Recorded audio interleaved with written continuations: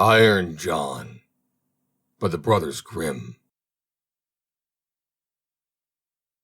There was once on a time a king who had a great forest near his palace, full of all kinds of wild animals.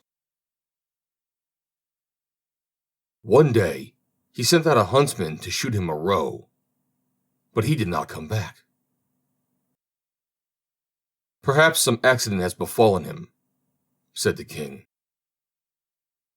And the next day, he sent out 2 more huntsmen who were to search for him. But they too stayed away. Then on the 3rd day, he sent for all his huntsmen and said, "Scour the whole forest through, and do not give up until ye have found all 3.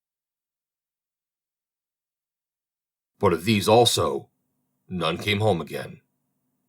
And of the pack of hounds which they had taken with them, none were seen more. From that time forth, no one would any longer venture into the forest. And it lay there in deep stillness and solitude, and nothing was seen of it, but sometimes an eagle or a hawk flying over it. This lasted for many years, when a strange huntsman announced himself to the king as seeking a situation, and offered to go into the dangerous forest. The king, however, would not give his consent, and said, "It is not safe in there. I fear it would fare with thee no better than with the others, and thou wouldst never come out again." The huntsman replied, "Lord, I will venture it at my own risk. Of fear, I know nothing."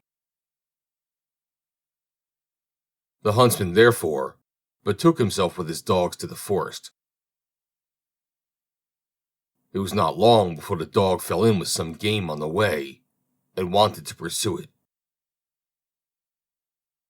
But hardly had the dog run 2 steps when it stood before a deep pool, could go no further, and the naked arm stretched itself out of the water, seized it, and drew it under. When the huntsman saw that, he went back and fetched 3 men to come with buckets and bail out the water. When they could see to the bottom, there lay a wild man whose body was brown like rusty iron, and whose hair hung over his face down to his knees. They bound him with cords and led him away to the castle. There was great astonishment over the wild man. The king, however, had him put in an iron cage in his courtyard, and forbade the door to be opened on pain of death. And the queen herself was to take the key into her keeping. And from this time forth, everyone could go again into the forest with safety. The king had a son of 8 years, who was once playing in the courtyard. And while he was playing, his golden ball fell into the cage. The boy ran thither and said, "Give me my ball out." "Not till thou hast opened the door for me," answered the man. "No," said the boy, "I will not do that. The king has forbidden it," and ran away. The next day he again went and asked for his ball. The wild man said, "Open my door." But the boy would not. On the 3rd day, the king had ridden out hunting, and the boy went once more and said, "I cannot open the door even if I wished, for I have not the key." Then the wild man said, It lies under thy mother's pillow. Thou canst get it there. The boy, who wanted to have his ball back, cast all thought to the winds and brought the key. The door opened with difficulty, and the boy pinched his fingers. When it was open, the wild man stepped out, gave him the golden ball, and hurried away. The boy had become afraid. He called and cried after him, "Oh, wild man, do not go away, or I shall be beaten." The wild man turned back, took him up, set him on his shoulder, and went with hasty steps into the forest. When the king came home, he observed the empty cage and asked the queen how that had happened. She knew nothing about it and sought the key, but it was gone. She called the boy, but no one answered. The king sent out people to seek for him in the fields, but they did not find him. Then he could easily guess what had happened, and much grief reigned in the royal court. When the wild man had once more reached the dark forest, he took the boy down from his shoulders and said to him, "Thou wilt never see thy father and mother again, but I will keep thee with me, for thou hast set me free, and I have compassion on thee. If thou dost all I bid thee, thou shalt fare well. Of treasure and gold have I enough, and more than anyone in the world." He made a bed of moss for the boy on which he slept.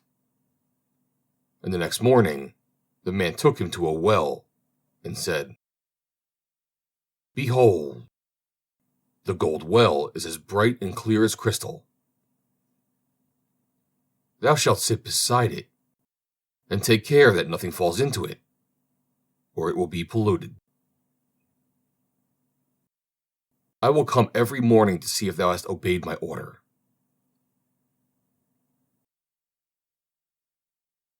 The boy placed himself by the margin of the well, and often saw a golden fish or a golden snake show itself therein, and took care that nothing fell in. As he was thus sitting, his finger hurt him so violently that he involuntarily put it in the water. He drew it quickly out again, but saw that it was quite gilded. And whatsoever pains he took to wash the gold off again, all was to no purpose. In the evening, Iron John came back, looked at the boy, and said, "What has happened to the well?" "Nothing, nothing," he answered, and held his finger behind his back, that the man might not see it. But he said, "Thou hast dipped thy finger into the water. This time it may pass, but take care thou dost not let anything go in." By daybreak, the boy was already sitting by the well and watching it. His finger hurt him again, and he passed it over his head, and then unhappily a hair fell down into the well. He took it quickly out, but it was already quite gilded. Iron John came and already knew what had happened. "Thou hast let a hair fall into the well," said he. "I will allow thee to watch by it once more. But if this happens for the third time, then the well is polluted, and thou canst no longer remain with me." On the third day, the boy sat by the well, and did not stir his finger, however much it hurt him. But the time was long to him, and he looked at the reflection of his face on the surface of the water. As he still bent down more and more while he was doing so, and trying to look straight into the eyes, his long hair fell down from his shoulders into the water. He raised himself up quickly, but the whole of the hair of his head was already golden and shone like the sun. You may imagine how terrified the poor boy was. He took his pocket handkerchief and tied it round his head, in order that the man might not see it. When he came, he already knew everything, and said, "Take the handkerchief off." Then the golden hair streamed forth, and let the boy excuse himself as he might, it was of no use. Thou hast not stood the trial, and can stay here no longer. Go forth into the world. There thou wilt learn what poverty is. But as thou hast not a bad heart, and as I mean well by thee, there is one thing I will grant thee. If thou fallest into any difficulty, come to the forest and cry, "Iron John," and then I will come and help thee. My power is great, greater than thou thinkest, and I have gold and silver in abundance. Then the king's son left the forest, and walked by beaten and unbeaten paths, ever onwards, until at length he reached a great city. There he looked for work, but could find none, and he had learned nothing by which he could help himself. At length he went to the palace, and asked if they would take him in. The people about court did not know at all what use they could make of him, but they liked him, and told him to stay. At length, the cook took him into his service, and said he might carry wood and water, and rake the cinders together. Only when it so happened that no one else was at hand, the cook ordered him to carry the food to the royal table. But as he did not like to let his golden hair be seen, he kept his little cap on. Such a thing as that had never yet come under the king's notice. And he said, "When thou comest to the royal table, thou must take thy hat off." He answered, "Ah, Lord, I cannot. I have a bad sore place on my head." Then the king had the cook called before him, and scolded him, and asked how he could take such a boy as that into his service, and that he was to turn him off at once. The cook, however, had pity on him, and exchanged him for the gardener's boy. And now the boy had to plant and water the garden, hoe and dig, and bear the wind and bad weather. Once in summer, when he was working alone in the garden, the day was so warm he took his little cap off, that the air might cool him. As the sun shone on his hair, it glittered and flashed so that the rays fell into the bedroom of the king's daughter. And up she sprang to see what that could be. Then she saw the boy and cried to him, "Boy, bring me a wreath of flowers." He put his cap on with all haste, and gathered wild field flowers and bound them together. When he was ascending the stairs with them, the gardener met him and said, How couldst thou take the king's daughter a garland of such common flowers?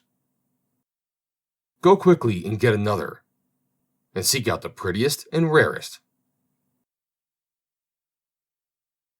"Oh no," replied the boy. "The wild ones have more scent, and will please her better." When he got into the room, the king's daughter said, "Take thy cap off.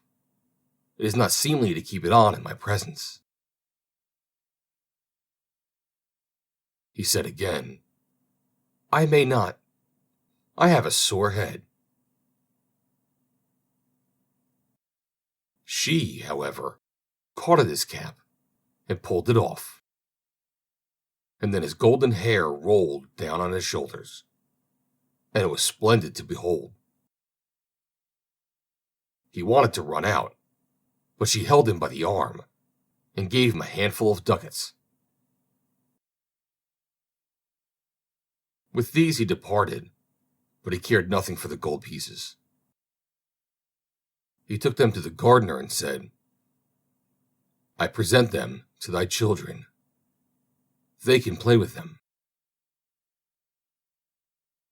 The following day, the king's daughter again called to him that he was to bring her a wreath of field flowers. And when he went in with it, she instantly snatched at his cap and wanted to take it away from him, but he held it fast with both hands. She again gave him a handful of ducats, but he would not keep them, and gave them to the gardener for playthings for his children. On the third day, things went just the same. She could not get his cap away from him, and he would not have her money. Not long afterwards, the country was overrun by war. The king gathered together his people and did not know whether or not he could offer any opposition to the enemy, who was superior in strength and had a mighty army. Then said the gardener's boy, "I am grown up and will go to the wars also.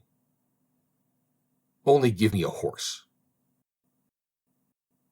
The others laughed and said, "Seek one for thyself when we are gone. We will leave one behind us in the stable for thee." When they had gone forth, he went into the stable and got the horse out. It was lame on one foot, and limped hobblety-jig, hobblety-jig. Nevertheless, he mounted it and rode away to the dark forest. When he came to the outskirts, he called, "Iron John," 3 times so loudly that it echoed through the trees. Thereupon the wild man appeared immediately and said, "What dost thou desire?" "I want a strong steed, for I'm going to the wars." "That thou shalt have, and still more than thou asked for." Then the wild man went back into the forest, and it was not long before a stable boy came out of it, who led a horse that snorted with his nostrils and could hardly be restrained. And behind them followed a great troop of soldiers entirely equipped in iron, and their swords flashed in the sun. The youth made over his 3-legged horse to the stable boy, mounted the other, and rode at the head of the soldiers. When he got near the battlefield, a great part of the king's men had already fallen, and little was wanting to make the rest give way. Then the youth galloped thither with his iron soldiers, broke like a hurricane over the enemy, and beat down all who opposed him. They began to fly, but the youth pursued and never stopped. until there was not a single man left. Instead, however, of returning to the king, he conducted his troop by byways back to the forest and called forth Iron John. "What dost thou desire?" asked the wild man. "Take back thy horse and thy troops, and give me my three-legged horse again." All that he asked was done, and soon he was riding on his three-legged horse. When the king returned to his palace, his daughter went to meet him and wished him joy of his victory. "I am not the one who carried away the victory," said he, "but a stranger knight who came to my assistance with his soldiers." The daughter wanted to hear who the strange knight was, but the king did not know, and said, "He followed the enemy, and I did not see him again." She inquired of the gardener where his boy was, but he smiled and said, "He has just come home on his three-legged horse, and the others have been mocking him and crying, 'Here comes our hobblety-jig back again.'" They asked, too, "Under what hedge hast thou been lying and sleeping all the time?" He, however, said, "I did the best of all, and it would have gone badly without me." And then he was still more ridiculed. The king said to his daughter, "I will proclaim a great feast that shall last for 3 days. And thou shalt throw a golden apple. Perhaps the unknown will come to it." When the feast was announced, the youth went out to the forest and called Iron John. "What dost thou desire?" asked he. "That I may catch the king's daughter's golden apple." "It is as safe as if thou hadst it already," said Iron John. "Thou shalt likewise have a suit of red armor for the occasion, and ride on a spirited chestnut horse." When the day came, the youth galloped to the spot, took his place amongst the knights, and was recognized by no one. The king's daughter came forward and threw a golden apple to the knights, but none of them caught it but he. Only as soon as he had it, he galloped away. On the second day, Iron John equipped him as a white knight and gave him a white horse. Again, he was the only one who caught the apple, and he did not linger an instant, but galloped off with it. The king grew angry and said, "That is not allowed. He must appear before me and tell his name." He gave the order that if the knight who caught the apple should go away again, they should pursue him, and if he would not come back willingly, they were to cut him down and stab him. On the third day, he received from Iron John a suit of black armor and a black horse, and again he caught the apple. But when he was riding off with it, the king's attendants pursued him, and one of them got so near him that he wounded the youth's leg with the point of his sword. The youth, nevertheless, escaped from them, but his horse leapt so violently that the helmet fell from the youth's head, and they could see he had golden hair. They rode back and announced this to the king. The following day, the king's daughter asked the gardener about his boy. "He is at work in the garden," The queer creature has been at the festival too, and only came home yesterday evening.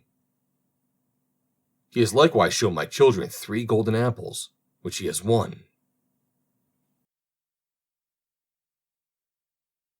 The king had him summoned into his presence. And he came, and again had his little cap on his head. But the king's daughter went up to him and took it off. And then his golden hair fell down over his shoulders. And he was so handsome that all were amazed. Art thou the knight who came every day to the festival, always in different colors, and who caught the 3 golden apples? Asked the king. Yes, answered he, and here the apples are. And he took them out of his pocket and returned them to the king. If you desire further proof, you may see the wound which your people gave me when they followed me. But I am likewise the knight who helped you to your victory over your enemies. If thou canst perform such deeds as that, thou art no gardener's boy. Tell me, who is thy father? My father is a mighty king, and gold have I in plenty, as great as I require. I well see, said the king, that I owe thanks to thee. Can I do anything to please thee? Yes, answered he, that indeed you can. Give me your daughter to wife. The maiden laughed and said, He does not stand much on ceremony, but I have already seen by his golden hair that he was no gardener's boy. And then she went and kissed him. His father and mother came to the wedding and were in great delight, for they had given up all hope of ever seeing their dear son again. And as they were sitting at the marriage feast, the music suddenly stopped. The doors opened, and a stately king came in with a great retinue. He went up to the youth, embraced him, and said, I am Iron John, and was by enchantment a wild man. But thou hast set me free. All the treasures which I possess shall be thy property. The End. Read by Joe DeNoia, Somerset, New Jersey, June 22nd, 2020.